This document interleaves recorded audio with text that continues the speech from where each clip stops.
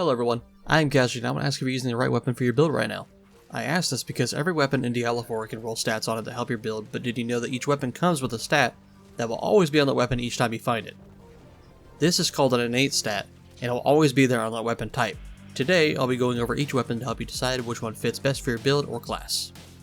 First up, we'll talk about the two-handed staves, and these provide you with increased damage to crowd-controlled enemies. This includes things like slow, immobilized, chilled, frozen, stunned, daze, and more. So if you have that in your build, you should think about picking up a staff. Next, we're going to talk about axes. Axes, both two-handed and one-handed, provide you with extra damage versus healthy enemies. Healthy enemies are any target that has higher than 80% of its HP. Now we move on to swords. Both two-handed and one-handed swords provide you with increased critical strike damage. As you could probably guess, this is great to use for any crit builds you may be doing, and you'll know if you received a critical strike on an enemy if the damage numbers show up in yellow. Now before we move on, if this has helped you already, consider hitting that subscribe and like button for me. I really appreciate it. Alright, next up we have maces. Both two-handed and one-handed maces provide you with extra overpower damage. Overpower is simply put additional damage that can get added to your offensive skills. There's only a 3% chance of this happening on each attack, but once it does activate, the additional damage it provides will be based on the combination of your current life, not max life, and your fortify stat. You'll know when you get an overpower hit when the damage numbers that pop up are blue in color. I know some druid and necromancer skills utilize overpower, so if you're running a build like that, think about picking up a mace as your weapon of choice. Oh, and a quick mention is that if you get overpower and crit to activate at the same time, the damage text color will be orange.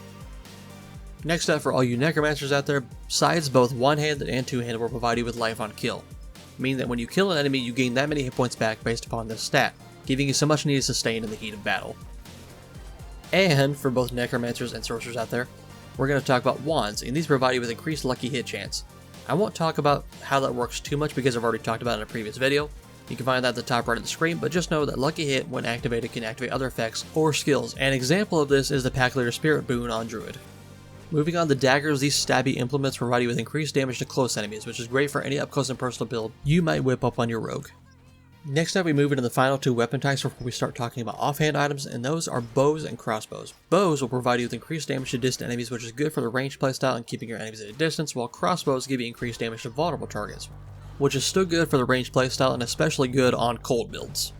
Now we move into the offhand items, and first we'll talk about shields. These always provide you with thorns of some magnitude, but since it's a shield, they also provide you with block chance, and when you successfully block, they reduce the damage of the hit you block by a certain percentage. However, they also reduce the damage of your main hand weapon by 20%, meaning you only deal 80% of the damage of your main hand weapon, so there's a trade-off for the extra safety a shield provides. For the final offhand, we move into focuses, which both necromancer and sorcerer can use, and these give you cooldown reduction, making it so you can cast your abilities sooner. I really hope this has helped you all make an informed decision about which weapon best suits your class and build. I hope you all have a good day, and I will see you in the next video.